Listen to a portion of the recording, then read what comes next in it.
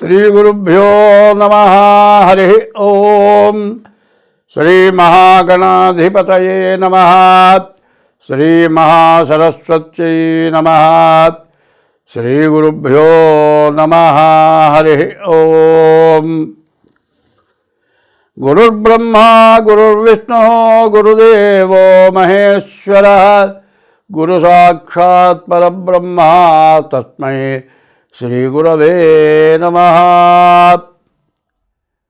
2026 సంవత్సరం జనవరి నెల మాస ఫలితాలు చెప్పుకుందాం. 2026 సంవత్సరం జనవరి నెల 11వ రాశి కుంభరాశి. ఈ కుంభరాశికి శని ద్వితీయంలో ఉన్నాడు. ఏలినాటి శని చివరి భాగం. ఇప్పటిదాకా మీరు పడ్డ కష్టాలు 2 రోజులు చెబితే కూడా చివరి అయిపోవు, ఇంకా ఉంటాయి. అంత కష్టాలు పడ్డారు. ఆ కష్టాలు గుర్తు తెచ్చుకోవద్దు, కష్టాలని మర్చిపోండి. ద్వితీయాధిపతి ధనాధిపతి శని. నీవు చేసిన బాకీలు గొంతు మీద కత్తి పెట్టి వసూలు చేస్తారు. వచ్చింది వచ్చినట్టు మీరు బాకీలు తీర్చాలి. ఇప్పుడు బాకీలు తీర్చితే కూడా ఇంతకుముందు అప్పు చేసి జల్సాగా తిన్నారు. ఇప్పుడు డబ్బులు సంపాదించి బాకీలు తీర్చి గంజి దాగి బతకాల్సిన పరిస్థితి వచ్చింది. ఇది మంచి సమయమేనని చెబుతున్నా. మంచి అంటే ఏమిటి అంటే, రుణము కంటేను నరునకు రోగమేది.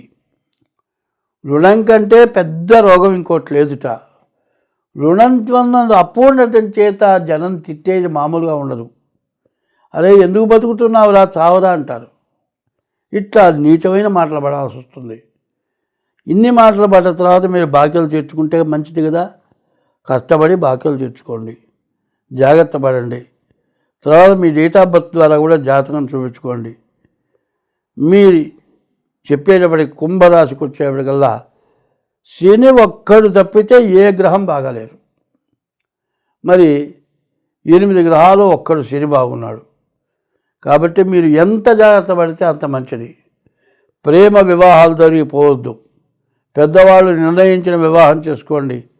అట్లా కనుక ఏదైనా కాకుండా మీరు సొంత నిర్ణయాలు చేసుకున్నారంటే జీవితం మొత్తం మీకు నరకమే, మీరు బయటపడలేరు.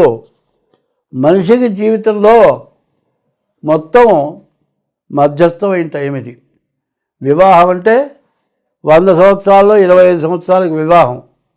ఆ వయసులో సరైన భార్య రాకపోతే నీ జీవితం మొత్తం నరకమేమవుతుంది. కాబట్టి డేట్ ఆఫ్ బర్త్ ద్వారా కూడా జాతకం చూపించుకోండి. మీరు జాగ్రత్తగా ఉండండి. ఈ కుంభరాశి వాళ్ళు బయటపడి మంచిగా ఉండే రోజుల దగ్గరికి వచ్చినాయి. దీనికి ముందుగా అసలు 2025 నుంచి 28 వరకు కూడా ఏ గ్రహస్థితులు కూడా బాగాలేవు. గ్రహస్థితులు బాగా లేనప్పుడు మనం ఎప్పుడు కూడా జాగ్రత్త తీసుకోవాల్సిన అవసరం ఉంది.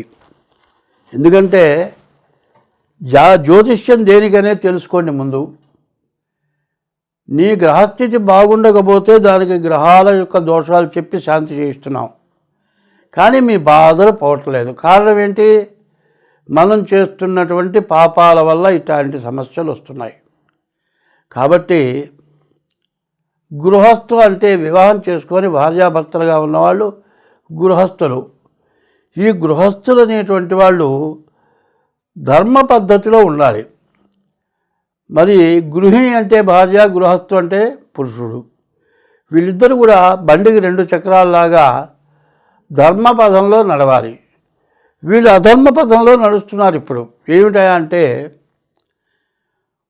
ఒకసారి వివాహం జరిగిన తర్వాత భార్య భర్త ఇద్దరు కూడా జీవితాంతం కూడా ఒకరితో ఒకళ్ళు కలిసి ప్రేమానుభవాలు కలిగి పిల్లల్ని జాగ్రత్తగా చూసుకోవాల్సిన బాధ్యత ఉంది. దాన్ని తప్పటం జరుగుతోంది. తప్పి కొంత వయసు వచ్చిన తర్వాత మరి పురుషుడు వేరే స్త్రీని మోహించి, ఆడమనిషి వేరే పురుషుడిని మోహించి పిల్లల్ని వదిలేసి తల్లిదండ్రుల్ని కూడా అన్నం పెట్టక, ఇప్పుడు మొగుడు పెళ్ళం వెళ్ళిపోయినారు, చెరుకళ్ళం చేసుకున్నారు, కన్న పిల్లలు ఉన్నారు, పెద్దవాళ్ళ దగ్గర వదిలేశారు. పెద్దవాళ్ళు ఎంతకాలం పోషిస్తారు? వాళ్ళు గతించిపోయినారు. పిల్లలు అనాథలైపోయినారు. అనాథలైపోయి వాళ్ళు మరి ఆ పిల్లలు మరి ఎక్కడైనా సరే అనాథ శరణాలయాల్లో చేరుతున్నాడు.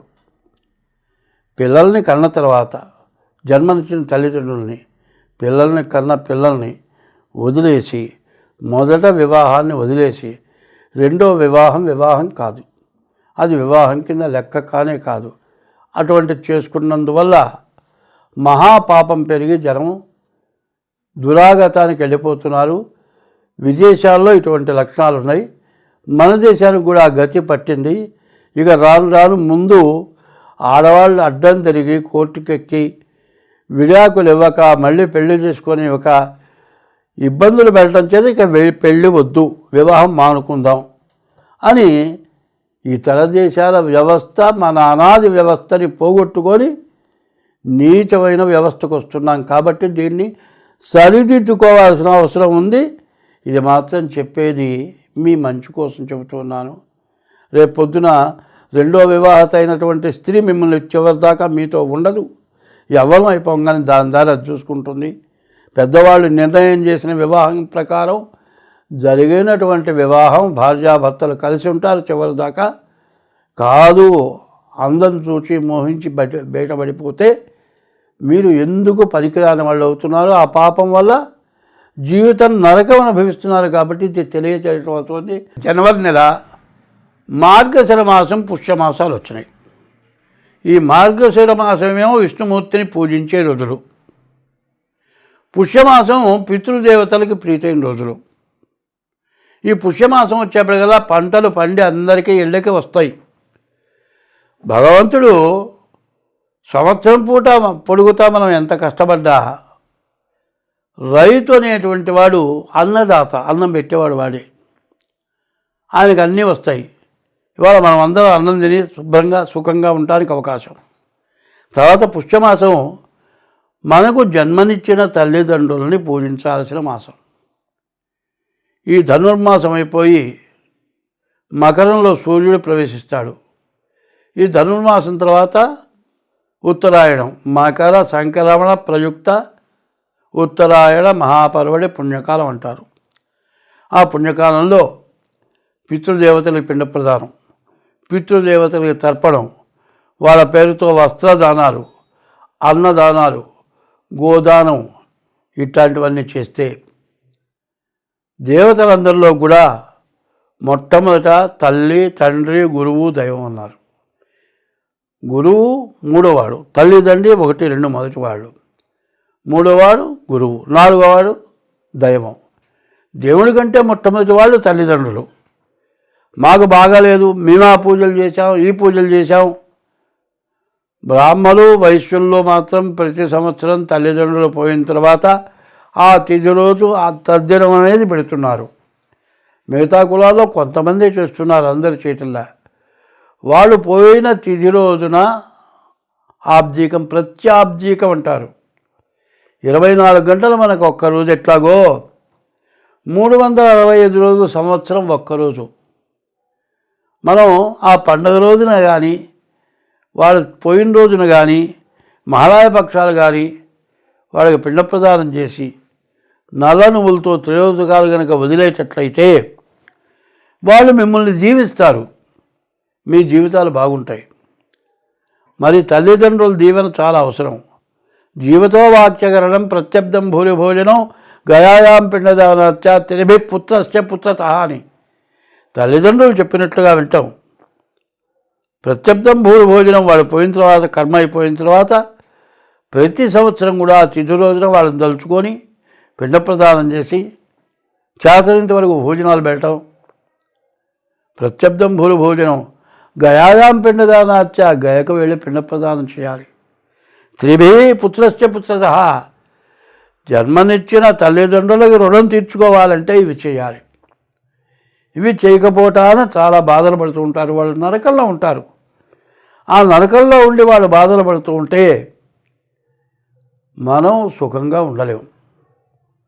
వాళ్ళు నరకం నుంచి మోక్షాన్ని పొందాలి అంటే మరి గో సంరక్షణ సంఘంలో గరుకురాయి అంటారు, అదన్న వెయ్యాలి.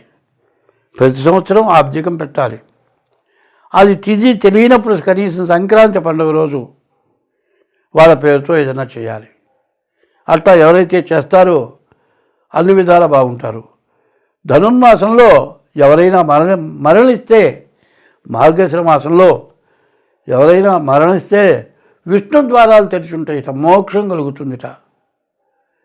మరి అటువంటి మోక్షం కలిగేటువంటి మార్గశిర మాసం, మనిషికి మార్గాన్ని చూపించేది మార్గశిర మాసం. మరి 12 నెలల్లో 9వ నెల మార్గశిర మాసం. ఈ 9 సంఖ్య చాలా విశేషమైంది. మనిషికి నవరంధ్రాలు ఉన్నాయి, నవగ్రహాలు ఉన్నాయి. 9 సంఖ్య చాలా విశేషమైంది. ఆ 9 సంఖ్య ఎట్లా ఉంటుందంటే 9 2 18 వచ్చింది, 8 1 9, 9 3 27 వచ్చింది, 27 2 7 9. ఇట్లా ఈ 9 విశేషమైంది. మార్గశిర మాసం పుష్యమాసం. మనం ఎన్ని పాపాలన్నా పోగొట్టుకుంటానికి అవకాశమైన మాసం. ఈ మాసంలో మీరు చెప్పింది చేయండి, అన్ని విధాలా బాగుంటాం. స్వస్తి.